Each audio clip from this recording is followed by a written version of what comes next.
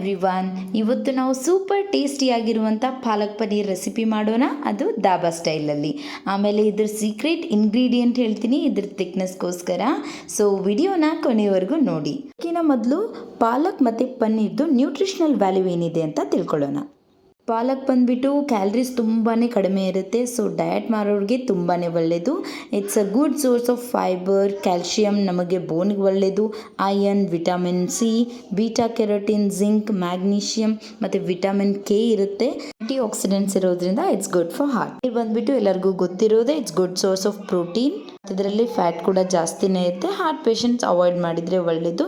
But paneer ಬದಲು ಬೇರೆ ಏನಾದರೂ ಯೂಸ್ ಮಾಡ್ಕೋಬೋದು. ಸೊ ಟೋಟಲ್ ಆಗಿ ನೋಡಿದರೆ ಇದ್ರ ನ್ಯೂಟ್ರಿಷನಲ್ ವ್ಯಾಲ್ಯೂ ತುಂಬಾ ಜಾಸ್ತಿ ಇದೆ. ಸೊ ತಡ ಮಾಡದೆ ಇದನ್ನು ಹೇಗೆ ಮಾಡೋದು ಅಂತ ನೋಡೋಣ ಬನ್ನಿ. ಅದಕ್ಕನ್ನು ಚೆನ್ನಾಗಿ ನಾನು 20 ಮಿನಿಟ್ಸ್ ಅದನ್ನು ನೀರಲ್ಲಿ ಉಪ್ಪು ನೀರು ಹಾಕಿ ಇಟ್ಟಿದ್ದೆ. ಅದನ್ನೀಗ ನಾನು ಗ್ರೈಂಡ್ ಮಾಡ್ಕೊಂಡಿದ್ದೀನಿ. ಈಗ ಒಂದು ಕಡಾಯಲ್ಲಿ ಸ್ವಲ್ಪ ಎಣ್ಣೆ, ಜೀರಿಗೆ ಮತ್ತು ಬೇ ಲೀಫ್ ಅಂದರೆ ಪಾಲಕ್ ಎಲೆ ಮತ್ತು ಏಲಕ್ಕಿ, ದಾಲ್ಚಿನ್ನಿ ಹಾಕಿಬಿಟ್ಟು ಇದನ್ನು ಸ್ವಲ್ಪ ಹುರ್ಕೊಂಡು ಇದಕ್ಕೆ ಸಣ್ಣಾಗಿ ಕಟ್ ಮಾಡಿರುವಂಥ ಈರುಳ್ಳಿನ ಹಾಕ್ಕೊಳ್ಳೋಣ. ಇದನ್ನು ಒಂದು ಸ್ವಲ್ಪ ಬ್ರೌನ್ ಕಲರ್ ಬರೋವರೆಗೂ ಫ್ರೈ ಮಾಡಿ ಇದಕ್ಕೆ ರುಚಿಗೆ ತಕ್ಕಷ್ಟು ಉಪ್ಪು ಹಾಕೋತಿದ್ದೀನಿ. ಸ್ವಲ್ಪ ಕೆಂಪು ಖಾರದ ಪುಡಿ, ಸ್ವಲ್ಪನೇ ಹಸಿ ಖಾರ ಮತ್ತು ಫ್ರೆಶ್ ಆಗಿ ಕುಟ್ಟಿರುವಂಥ ಜಿಂಜರ್ ಗಾರ್ಲಿಕ್ ಪೇಸ್ಟ್ ಮತ್ತು 1 ಸ್ಪೂನಷ್ಟು ಧನಿಯಾ ಪುಡಿನ ಹಾಕಿಬಿಟ್ಟು ಇದನ್ನು ಕೂಡ ಚೆನ್ನಾಗಿ ಒಂದು ಸ್ವಲ್ಪ ಫ್ರೈ ಮಾಡ್ಕೊಳ್ಳೋಣ. ಈಗೂ ಕೂಡ ಚೆನ್ನಾಗಿ ಕಟ್ ಮಾಡಿರುವಂಥ ಟೊಮ್ಯಾಟೊನ ಹಾಕಿಬಿಟ್ಟು ಇದನ್ನು ಈಗ ನೋಡಿ ಸ್ವಲ್ಪ ಎಣ್ಣೆ ಮೇಲೆ ಬರ್ತಿದ್ದಾಗೇ ನಾವು ಇದಕ್ಕೆ ಇನ್ನೂ ಸ್ವಲ್ಪ ನೀರು ಹಾಕಿ ಒಂದು 5 ನಿಮಿಷ ಫ್ರೈ ಮಾಡೋಕ್ಕೆ ಬಿಡಬೇಕು. ಎಣ್ಣೆ ನಿಮಗೆ ಮೇಲೆ ಕಾಣಿಸಿದಾದ್ಮೇಲೆ ಗ್ರೈಂಡ್ ಮಾಡ್ಕೊಂಡಿರುವಂಥ ಪಾಲಕನ್ನು ಹಾಕಿ ಇದನ್ನು ಕೂಡ 5 ನಿಮಿಷ ಚೆನ್ನಾಗಿ ಬಾಯ್ಲ್ ಆಗೋಕ್ಕೆ ಬಿಡಬೇಕು. ಈಗ ನಾನು ಸೀಕ್ರೆಟ್ ಇಂಗ್ರೀಡಿಯೆಂಟ್ ಹೇಳಿದ್ನಲ್ಲ, ಅದೇ ಬೇಸನ್. ಸೊ ಬೇಸನ್ ಇಟ್ಟು ಸ್ವಲ್ಪ ತುಪ್ಪ ಹಾಕಿಬಿಟ್ಟು ಬೇಸನ್ ಇಟ್ಟು ಹುರ್ಕೋಬೇಕು. ಅದು ಬೈಂಡ್ ಆಗೋಕ್ಕೆ ತುಂಬ ಒಳ್ಳೆಯದಾಗುತ್ತೆ, ಅಂದರೆ ಗಟ್ಟಿಯಾಗಿ ಬರುತ್ತೆ. ನೀವು ಬೇಸನ್ ಬದಲು ಗೋಡಂಬಿನೂ ಹಾಕೋತಾರೆ, ಬಟ್ ಅದ್ರ ಬದಲು ಬೇಸನ್ ಹಾಕೊಂಡ್ರೂ ಕೂಡ ಥಿಕ್ನೆಸ್ಸು ತುಂಬ ಚೆನ್ನಾಗೇ ಬರುತ್ತೆ. ಈಗ ಪನ್ನೀರನ್ನು ನೀವು ಪೀಸಾಗಿ ಕಟ್ ಮಾಡಿಟ್ಕೋಬೋದು. ಈ ಥರ ನಾನು ಕಟ್ ಮಾಡಿದ್ದೀನಿ. ಈಗ ಫೈನಲ್ಲಾಗಿ ಇದಕ್ಕೆ ಹಾಕೋತಿದ್ದೀನಿ.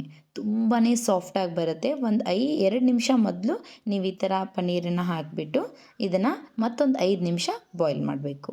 ಆಮೇಲೆ ಫ್ರೆಶ್ ಆಗಿ ಇಟ್ಟಿರುವಂಥ ಕೆನೆ ಅಂದರೆ ಕ್ರೀಮನ್ನು ಹಾಕಿಬಿಟ್ಟು ಇದಕ್ಕೇ ಟೇಸ್ಟ್ ಅಲ್ಟಿಮೇಟ್ಲಿ ಚೇಂಜ್ ಆಗಿಬಿಡುತ್ತೆ ನೀವು ಕೆನೆ ಹಾಕಿದ ಮೇಲೆ.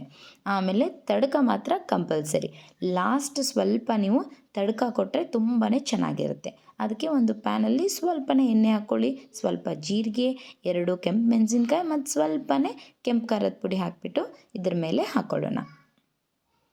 ಇದಕ್ಕೆ ಮತ್ತು ಕ್ರೀಮ್ ಹಾಕಿದರೆ ಎರಡಕ್ಕೂ ಟೇಸ್ಟ್ ತುಂಬಾ ಚೆನ್ನಾಗಿ ಬರುತ್ತೆ. ಸೊ ಇದನ್ನು ನೀವು ಡೆಫಿನೆಟಾಗಿ ಮನೆಯಲ್ಲಿ ಟ್ರೈ ಮಾಡಿ. ಸೂಪರ್ ಆಗಿರೋ ದಾಬಾ ಟೇಸ್ಟಲ್ಲೇ ಇರುತ್ತೆ. ಯಾವ್ಯಾವ ಎಣ್ಣೆ ಬಳಸಿ ಯೂಸ್ ಮಾಡಿರ್ತಾರೆ ಗೊತ್ತಾಗಲ್ಲ. ಸೊ ಮನೆಯಲ್ಲೇ ನಾವು ಫ್ರೆಶ್ ಆಗಿ ಪಾಲಕ್ ಪನ್ನೀರನ್ನು ಮಾಡ್ಬೋದು.